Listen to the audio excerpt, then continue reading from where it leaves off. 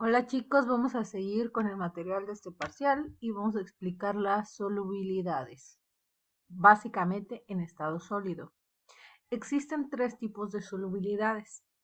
La solubilidad total, es decir, cuando un material es completamente miscible con el otro material. Entonces se dispersa de forma muy homogénea. Si se dan cuenta, por ejemplo, acá hay un átomo de níquel, que en este caso son los rosaditos, y aquí hay uno de cobre. Entonces esta es una aleación níquel-cobre. Entonces, por cada átomo de cobre hay uno de níquel, o por cada átomo de níquel hay uno de cobre y están dispuestos de la misma forma, una forma muy, muy homogénea. La solubilidad parcial es aquella en la que empiezan a ordenarse, pero llega un punto en el que ya se desordena y se generan o bien agregaciones de puro cobre o bien agregaciones de puro zinc, ¿sale? Entonces, en esta, el arreglo no es tan exacto, no es un arreglo atómico igual en tanto para el cobre o como para el zinc, y tienen diferente composición aproximada, es decir, que en algunas partes van a estar a lo mejor solo aglomerados puros átomos de níquel y en otra puros átomos de cobre, o van a haber más átomos de níquel que átomos de cobre, a eso se refiere.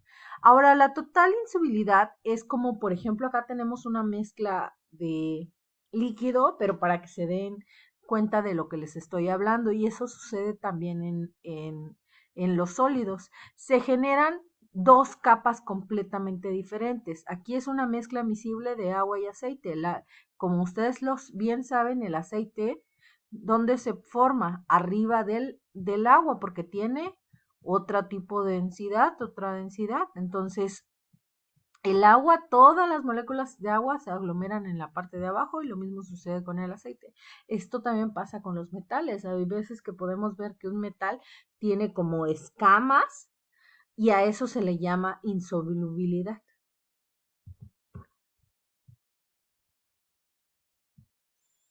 ¿Ok? Esas escamas se generan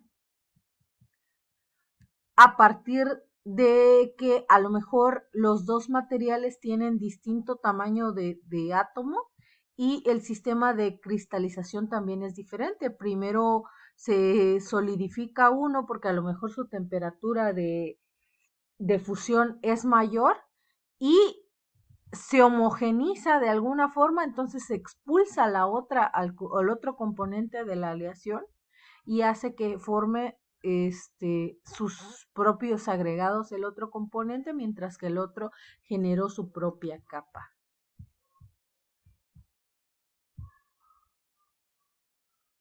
Sale aquí podemos ver un arreglo más o menos de lo que de la insolubilidad. ¿Ok?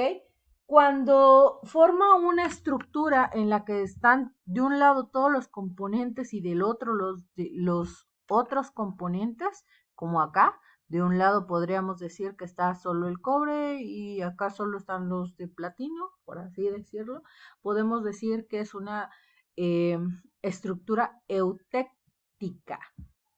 Ahora, cuando la concentración en un diagrama de fase va hacia la izquierda, se le llama hipoeutéctica y si va a la derecha se llama hipereutéctica. Quiere decir que va a tener más de un lado sólido que del lado líquido, o si va a tener acá la hipo, va a tener más líquido que sólido y así sucesivamente. Acá les presento las curvas de enfriamiento. Aquí viene el material líquido, líquido, líquidos. Acá hay una temperatura media en donde el material empieza a solidificarse. Llega a este punto y ya de acá para acá es pura solidificación. A una temperatura constante. ¿Sale? Y aquí el material ya solidificó. Acá vemos las curvas. La primera, esta. y esta última corresponden al enfriamiento de dos metales puros. ¿Por qué? Porque viene líquido líquido, se solidifica y además termina de solidificar. Si se dan cuenta, solo es un escalón. Aquí quiere decir que la temperatura de solidificación tardó un poquito más, ¿no? Para poder alcanzarla. Por eso, con respecto al tiempo, es mayor. ¿Ok? Una temperatura menor. Miren, temperatura acá se solidificó a los 700 grados y acá digamos que a los 300. Ahora, las curvas de la segunda y la tercera corresponden a dos aleaciones con distintas concentraciones, por eso vamos a encontrar otros piquitos, la segunda y la tercera. ¿Sale? Aquí empieza líquido los dos materiales, empieza a solidificarse uno, ¿sale? Y después empieza a solidificarse el otro.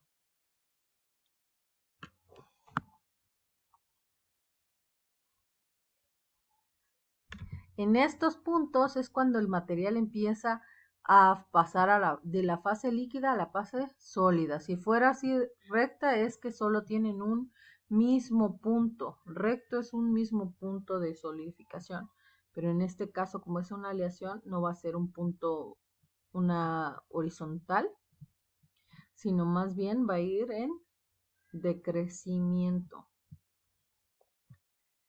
Y pues las transformaciones, este es diagrama en estado sólido, este es un diagrama de la aleación fierro-carbono y dependiendo el contenido de fierro y del contenido de carbono y la temperatura a la cual se genera el proceso, se va a llamar o bien cementita, o bien perlita, o bien austentita, ¿sale?